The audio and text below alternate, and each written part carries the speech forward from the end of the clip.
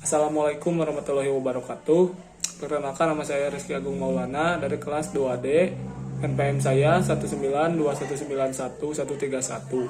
Di sini saya akan menjelaskan materi dari mata kuliah teori belajar mengajar motorik, yaitu ada 3 materi untuk pemaparan kali ini, yaitu yang pertama adalah pengertian keterampilan gerak, yang kedua klasifikasi keterampilan gerak, dan yang ketiga adalah unsur-unsur kemampuan yang membentuk keterampilan gerak.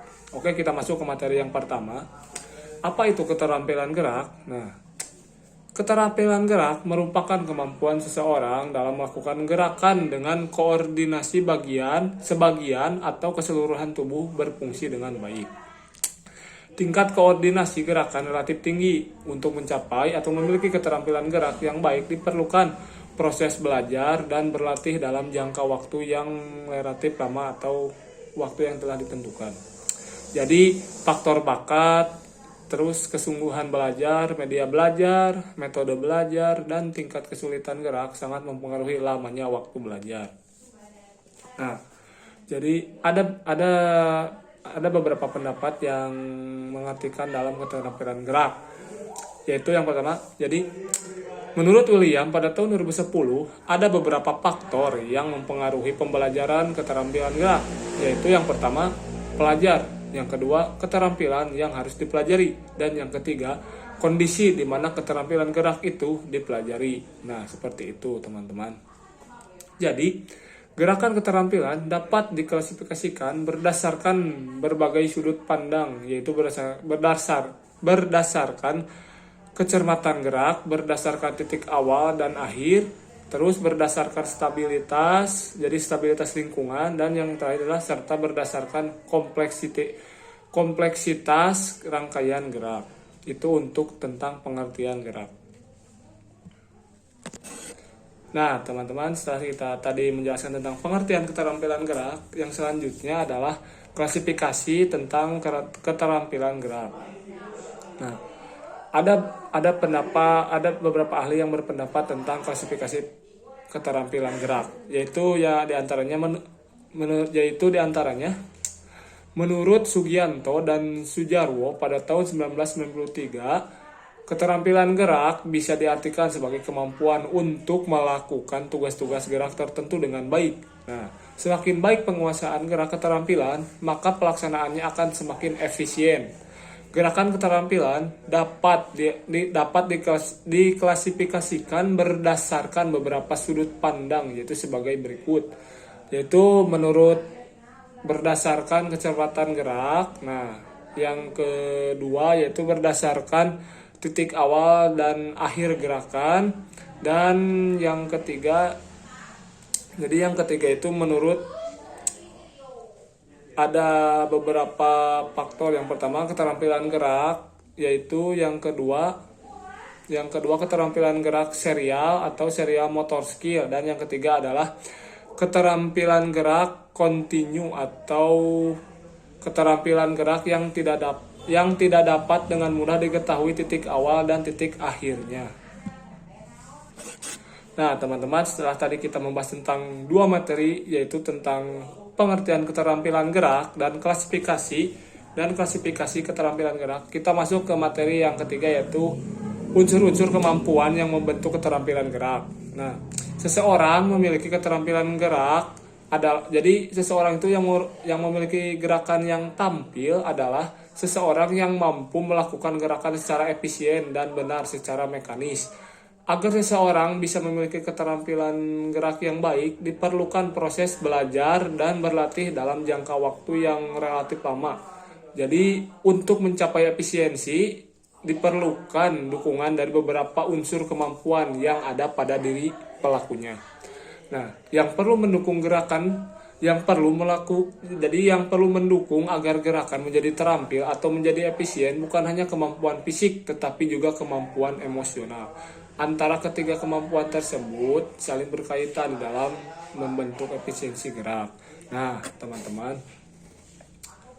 yang pertama itu ada unsur kemampuan fisik. Nah, fisik merupakan hal utama untuk merupakan gerakan. Jadi kondisi fisik yang baik akan menghasilkan gerakan yang efisien. Nah, seperti jadi macam-macam kemampuan fisik itu ada beberapa teman-teman ya.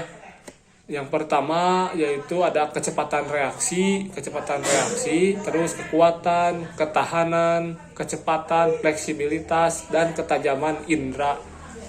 Jadi ketajaman indera pada tubuh manusia. Nah, yang kedua teman-teman ada unsur kemampuan mental. Nah, mental adalah pikiran. Jadi, kemampuan mental berarti kemampuan untuk berpikir dan kemampuan untuk berimajinasi atau membuat sebuah inovasi. Nah, kemampuan mental juga berpengaruh terhadap kemungkinan terciptanya gerakan yang efisien. Berikut adalah kemampuan yang diperlukan untuk mendukung terciptanya gerak. Nah, yang pertama adalah kemampuan memahami gerakan. Yang kedua adalah kecepatan memahami stimulus. Yang ketiga, kecepatan membuat keputusan. Yang keempat, kemampuan memahami hubungan sosial. Jadi yang keempat itu kemampuan untuk memahami hubungan spesial. Yang kelima adalah kemampuan menilai objek yang bergerak. Yang selanjutnya adalah yang keenam, kemampuan menilai irama. Yang ketujuh, kemampuan mengingat gerakan lampau. Yang ke-8, kemampuan memahami mekanika gerakan. Dan yang ke-9 adalah kemampuan berkonsentrasi. Nah, selanjutnya yang ketiga adalah unsur kemampuan emosional. Nah, teman-teman, pada unsur kemampuan emosional, jadi yang diperlukan untuk mendukung pelaksanaan gerakan yang efisien adalah sebagai berikut pada kemampuan. Jadi pada unsur kemampuan emosional, yang pertama adalah kemampuan mengendalikan emosi dan perasaan. Yang kedua adalah tidak ada gangguan emosional atau gangguan emosi gitu ya, temperamen. Yang ketiga adalah merasa perlu dan ingin mempelajari atau melakukan gerak. Dan yang terakhir, yang keempat adalah memiliki sikap yang positif terhadap prestasi gerak. Nah, yang selanjutnya adalah mungkin materi dalam unsur pembangun keterampilan gerak, yaitu adalah organisasi unsur-unsur pendukung gerakan yang terampil. Jadi di dalam berbagai gerakan, semua sistem tubuh itu difungsikan melalui sistem saraf untuk menghasilkan kontrol tubuh pada saat melakukan gerakan. Nah, kontrol tubuh ada 3 macam, yaitu teman-teman, kontrol tubuh yang pertama itu adalah kontrol keseimbangan. Nah, meliputi kemampuan untuk jadi kontrol keseimbangan itu meliputi untuk menyesuaikan pusat gravitasi secara efektif dalam hubungannya dengan bidang tumpuan, baik tumpuan yang tidak bergerak maupun tumpuan yang bergerak. Jadi kontrol keseimbangan ini merupakan fungsi dari organ vestibular yang berada pada bagian telinga dalam. Nah, dan di dalam fungsinya ditunjang oleh fungsi mata. Nah, dalam keadaan seseorang bergerak jadi tangan dan kaki berperan penting dalam menjaga keseimbangan tubuh. Yang selanjutnya adalah kontrol ketepatan waktu berbuat atau timing ya.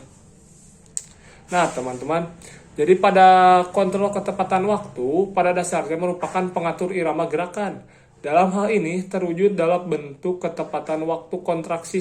Jadi ketepatan waktu kontraksi sekelompok otot sehingga bisa menghasilkan gerakan dengan kecepatan, urutan, dan lamanya tiap unsur gerakan yang sesuai dengan kebutuhan. Dan yang terakhir adalah kontrol muskular. Jadi dalam kontrol muskular ini merupakan kemampuan mengendalikan kontraksi dan relaksasi otot. Jadi kemampuan relaksasi itu sangat penting untuk memperoleh efisiensi gerakan dan mempercepat proses pemulihan kesegaran sesudah melakukan aktivitas. Nah, mungkin teman-teman itu saja yang bisa saya sampaikan dalam ketiga materi kali ini, yaitu tentang pengertian keterampilan gerak, klasifikasi keterampilan gerak, dan unsur-unsur yang membangun dalam keterampilan gerak.